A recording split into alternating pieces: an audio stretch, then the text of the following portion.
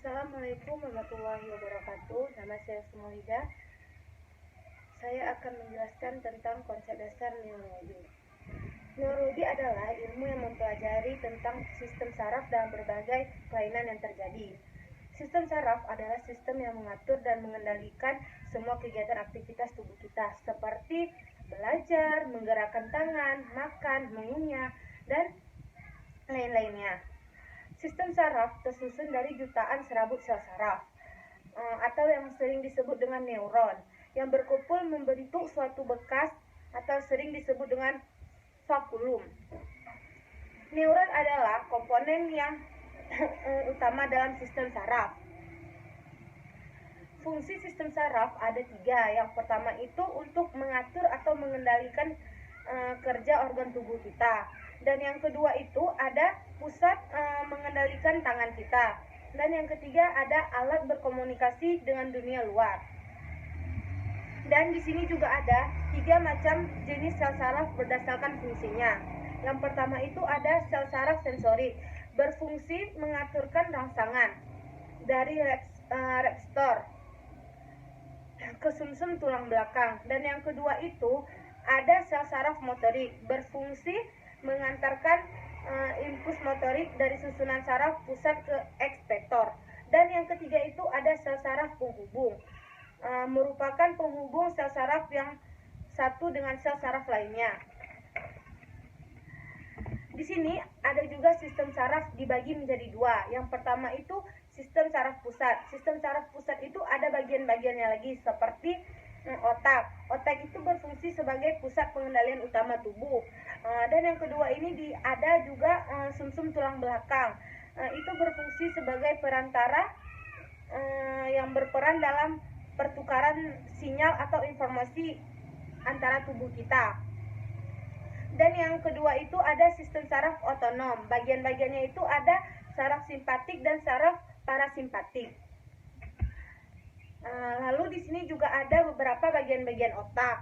Bagian otak itu terbagi menjadi 4, yaitu yang pertama ada cerebrum atau otak besar, dan yang kedua itu ada cerebellum yang disebut dengan otak kecil, dan yang ketiga ada brainstem atau batang otak, dan yang keempat ada limbic system, yaitu sistem limbik.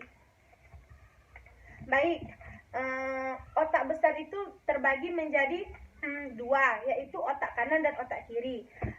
Kedua-duanya itu memiliki fungsi yang berbeda. Yang pertama itu otak kanan. Otak kanan itu mampu merasakan dan memadukan ekspresi tubuh kita. Sedangkan otak kiri itu lebih ke logika atau rasional. Itu berfungsi untuk kemampuan membaca dan menulis pada diri kita sendiri. Dan yang kedua itu ada otak kecil. Otak kecil itu terletak di belakang dengan ujung leher bagian atas. Berfungsi sebagai mengatur sikap kita dan keseimbangan, koordinasi otak dan gerakan tubuh kita. Yang ketiga itu ada batang otak. Batang otak itu penghubung otak besar dan otak kiri, berfungsi untuk merespon mata, gerak mata, pupil dan gerak tubuh. Dan yang kedua juga bisa berfungsi sebagai untuk kita perencanaan data. Dan yang terakhir ada limbic system atau otak mamalia. Itu berfungsi atau terdiri dari hipotalamus, talamus, amugdala, hipokampus dan koreksi limbik. Berfungsi untuk mengatur perasaan, rasa haus, lapar, seks, dan rasa senang. Baik, di sini juga ada mandala spinalis atau refleks. Merupakan respon motorik yang dilakukan tanpa sadar dan merupakan respon segera setelah adanya rangsangan yang mengenai salah satu panca indera kita. Di sini ada refleks. Refleks itu terbagi jadi 2, yaitu yang pertama ada refleks spinar. Refleks spinar itu berhubung dengan koordinasi spinalis, berfungsi sebagai pengontrol tubuh anggota gerak. Dan yang kedua ada refleks otak. Itu untuk mengatur gerak bola mata kita dan untuk kita bersin, mengunyah, itu namanya refleks otak. Di sini juga ada pengertian dari gerak refleks. Gerak refleks adalah gerak yang terjadi secara spontan tanpa melalui pusat gerak yang di otak. Yang kedua itu ada gerak refleks biasa, adalah perjalanan rangsangan pertama kali diterima reseptor atau alat indera. Sel saraf. Sel saraf merupakan sel yang mengantarkan infus listrik di tubuh kita.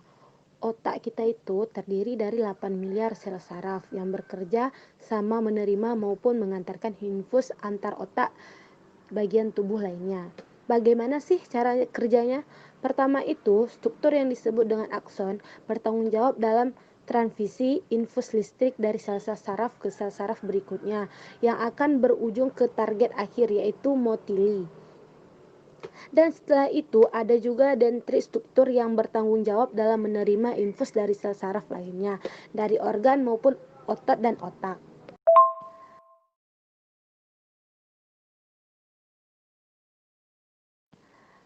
Neurotransmitter.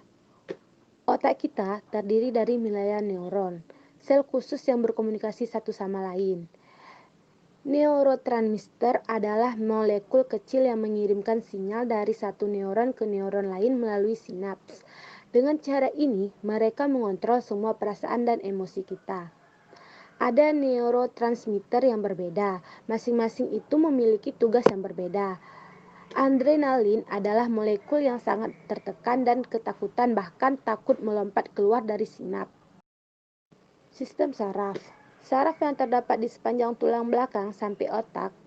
Kumpulan saraf tebal ini disebut dengan sistem saraf pusat.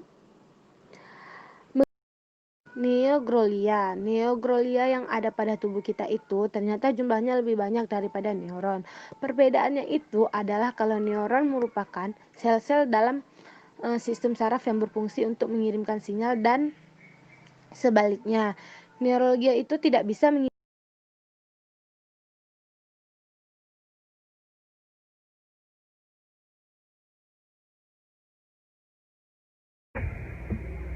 Sekilas materi atau ringkasan dari saya, lebih dan kurang saya mohon maaf.